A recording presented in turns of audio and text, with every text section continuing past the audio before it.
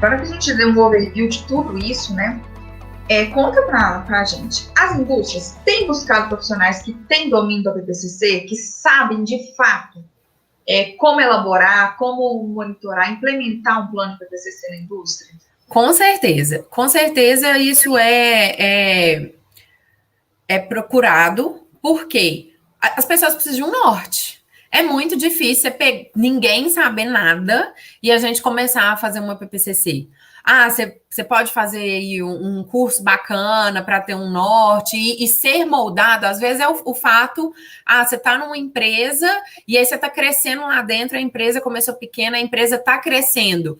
Poxa, eu preciso de aprender a PPCC? Tem como você fazer isso. Então, assim, além de buscar quem tem conhecimento, as pessoas crescem junto com as empresas também. Então, é muito bacana a gente conseguir direcionar e exemplificar o que é cada um desses passos, o que é cada um desses tipos de levantamento, dar umas dicasinhas de quem já está meio veiaca, assim, nessas coisas. Então, assim, é importante saber, mas nada impede de você crescer junto com a empresa que você está trabalhando. Isso é tão bacana que você citou, Mari, porque vem corroborando com duas coisas que são muito... Chega demais lá no Enfoque para a gente, né? Chega demais. O pessoal que está na indústria já, está 2, 3 anos, tem uma possibilidade de mudar de cargo ou quer resolver o problema, e às vezes falta esse conhecimento, né? O PPCC, eu sei o que é, análise de perigo, fica só naquilo e na hora de executar não consegue. Então, buscar qualificação para se manter e crescer junto com a empresa, né? A gente é contratado para resolver problemas. Se você acha que você foi contratado por algum outro motivo, meu amigo, você está muito enganado, não é para resolver problema. Então, se você está lá, se você está na indústria, você vê que você não está conseguindo resolver, é uma ótima oportunidade para você correr atrás.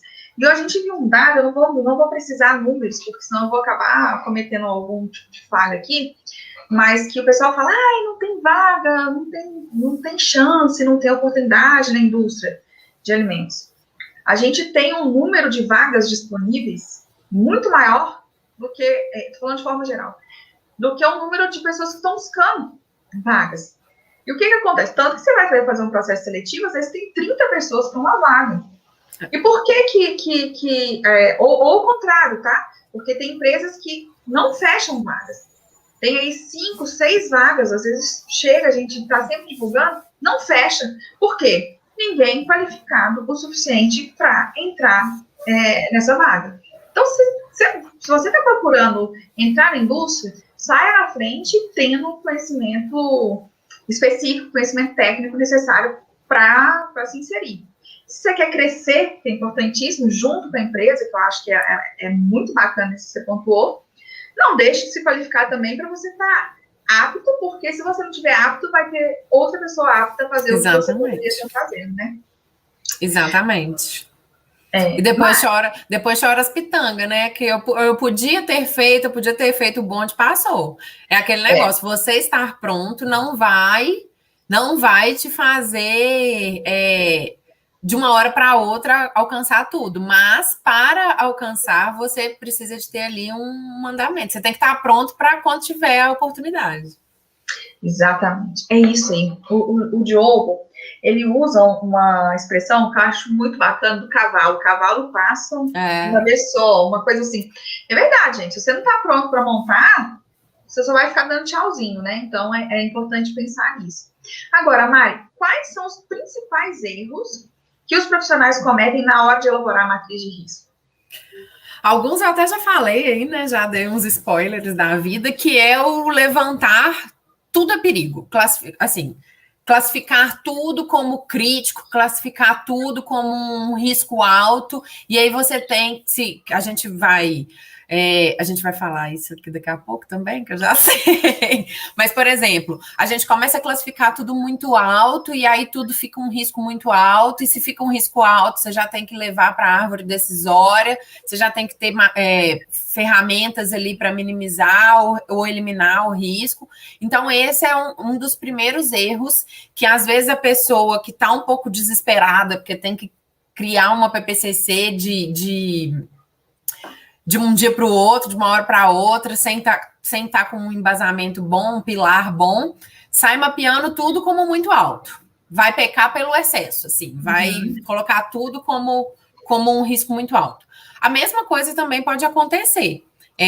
De colocar e não levar nada para sua matriz. Ah, não tem perigo. Não, isso aqui não é perigo, não. Isso aqui não é perigo, não. Aí, quando você vai ver, você tem um fluxograma imenso, um processo imenso e nenhum risco mapeado.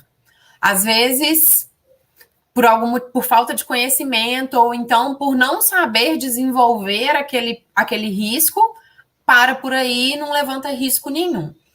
E algumas coisas que eu acho que eu falei isso na minha aula também, é a questão da severidade. A gente vê muitas pessoas, muitas matrizes de APPCC, muitas matrizes de risco que eu já tive a oportunidade de ver, elas começam a tratar a mesma severidade de formas diferentes. Acaba misturando aquele conceito de severidade e probabilidade. Porque a severidade, ela é única. A gente avalia o que aquele perigo pode trazer para quem vai ingerir, se ele tiver de alguma forma descontrolado. Então, a severidade, ela é única. Vamos supor, eu não posso classificar vidro como severidade baixa em um lugar e severidade alta em outra. O risco, a severidade é alta em qualquer situação, né? Agora, a probabilidade daquilo acontecer é o que muda. Se no meu processo eu tenho um filtro, eu tenho alguma coisa que vai barrar aquilo ali, ou eu vou conseguir eliminar aquilo do meu processo, aí a probabilidade diminui, mas a severidade é sempre a mesma. Então, esse é um erro que eu vejo bastante gente cometendo. É legal você pontuar isso, porque eu até dei uma risadinha aqui, porque me lembrou demais do caso que um dos nossos professores, né, de leites concentrados, ele trouxe chegou no saque, doce de leite com caco de vidro. Nossa Senhora! Todo mundo já parou a planta, vamos rastrear e tal. E aí chega aquele negócio até, por sorte, conseguiu desse cliente mandar aí a amostra para avaliar, entender o que era. E, na verdade, não era caco de vidro, era cristal de lactose. Pensa no susto que a empresa fez, meu Deus, onde que veio? Começou a rastrear a lâmpada, se estava sem proteção, estava tudo. Então, assim, é bem o que você falou, severidade em qualquer etapa é a mesma, né? Talvez a probabilidade de ocorrer possa ser isso menor. Muda. Ótima dica, Mari. E agora eu vou te pedir, né, para a gente ver na prática, como que a gente faz aí a análise e classificação dos riscos através de uma matriz? Então, hoje, a matriz, ela pode ser feita assim.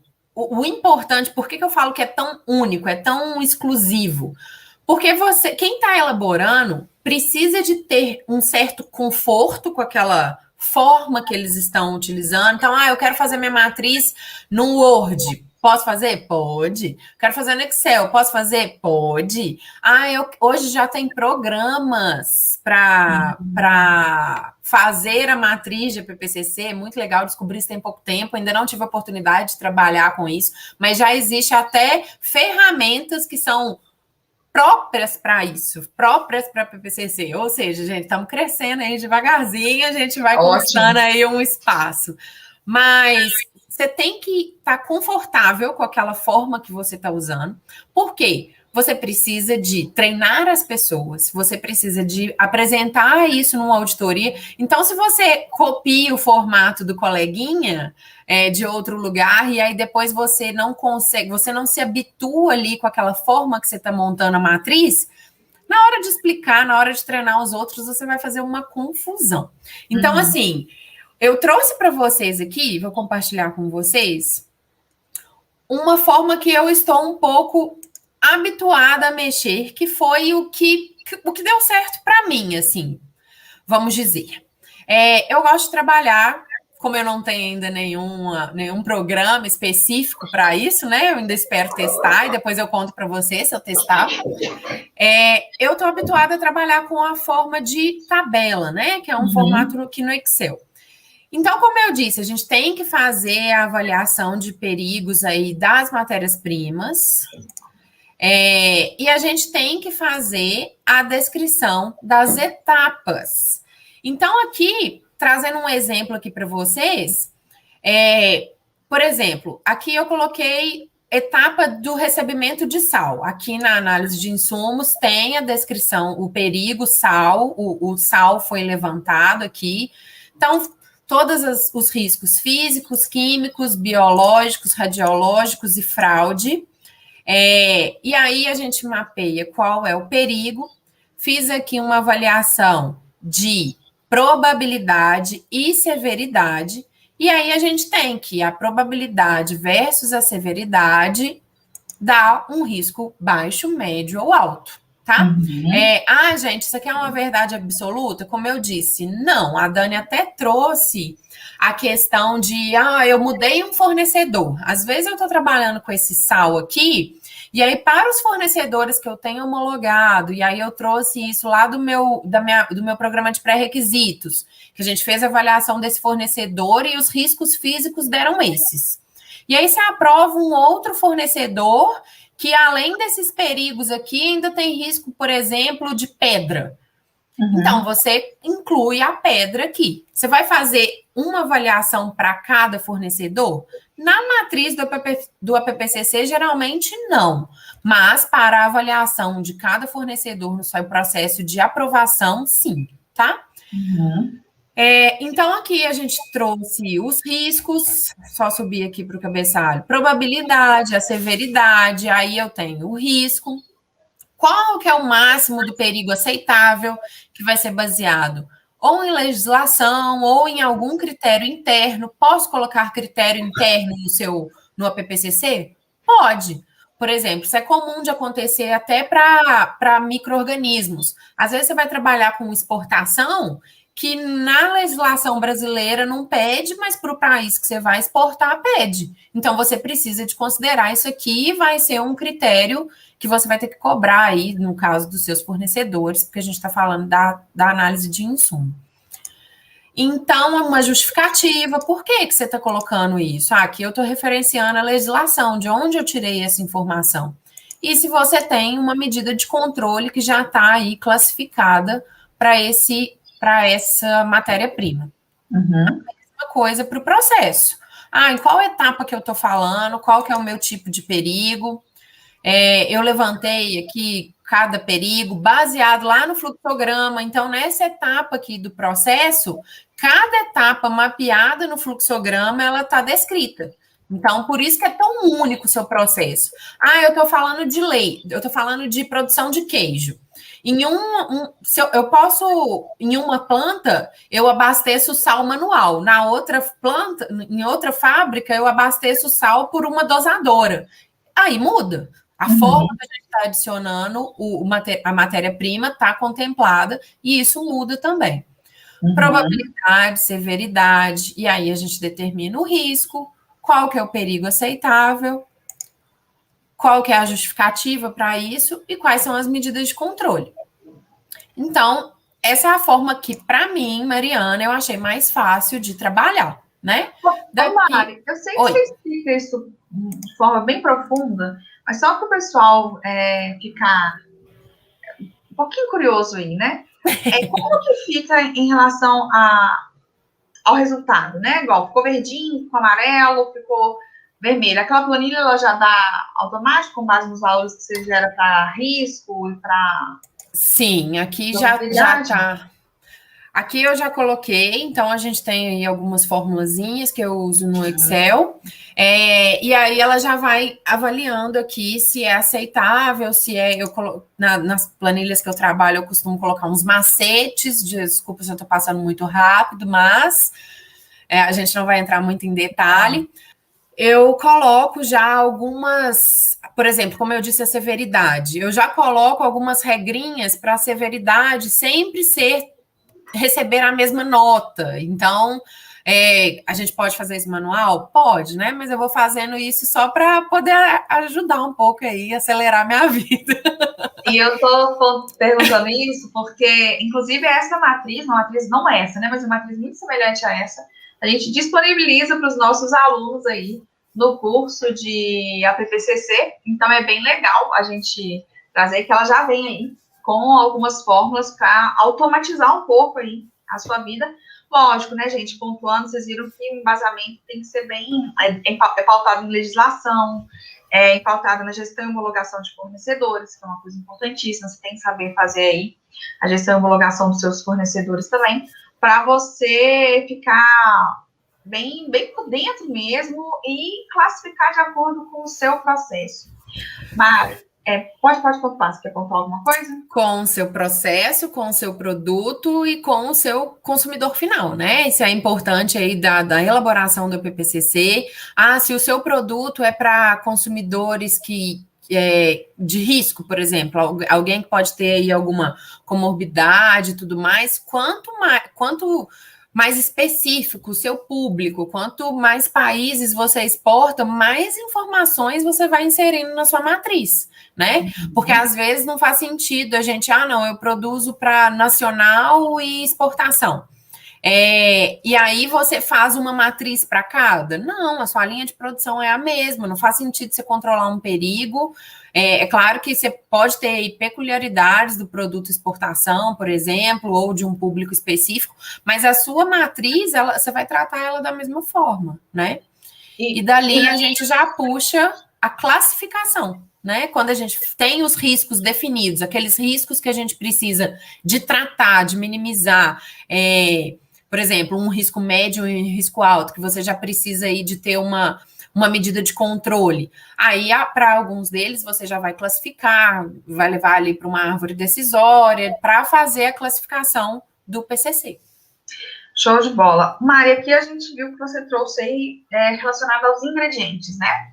Sim. E os perigos relacionados aos ingredientes. E a gente precisa fazer essa matriz, por exemplo, relacionada a risco de equipamento, por exemplo, graxa, óleo. Sim. Isso entra, então, a gente mostrou aqui rapidamente para ingredientes. Mas eu tenho também para equipamento, para processo de higienização, para todas as etapas, eu tenho todos os processos que a gente tem dentro do nosso processo produtivo, né? A gente precisa mapear? Precisamos também, deixa eu mostrar para vocês. A planilha, gente, ela funciona da mesma forma. Eu tenho a etapa do processo, para quando a gente está fazendo de matéria-prima e de etapa do processo, eu só mudo essa primeira classificação aqui. Então, para um eu estou falando de matéria-prima, para outra eu estou falando de processo. Então, por exemplo, eu vou abrir a embalagem do sal e eu vou peneirar o sal, por exemplo. E aí, cada uma das etapas do fluxograma é um equipamento específico. Aí a gente vai citar a etapa desse processo, né? Eu não me lembro.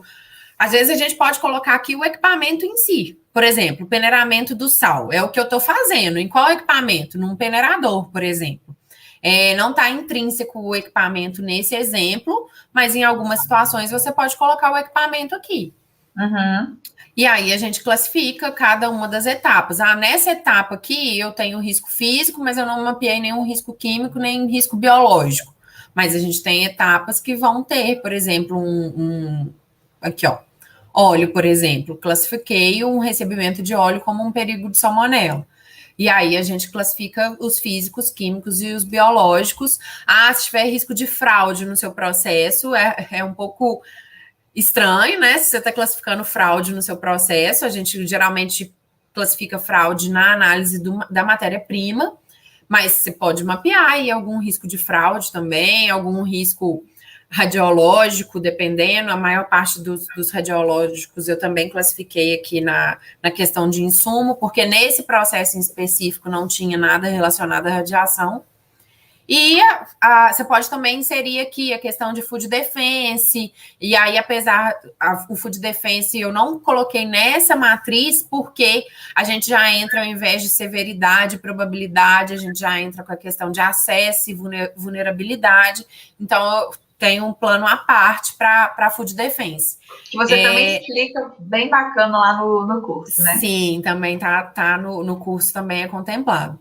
E aí, aqui a gente tem as mesmas coisas, porém, para processo, né? Show. E a classificação vem depois. que a gente só classifica, por exemplo, numa árvore decisória, aquilo que a gente classificou como risco aqui na primeira matriz, como risco, por exemplo, deu amarelinho aqui, ou seja, eu preciso de reduzir, deu um risco 9 aqui. Então, eu preciso de reduzir isso aqui. E aí, a gente trouxe esse perigo para a etapa de classificação, para a gente aplicar na árvore decisória. Show de bola, Mari.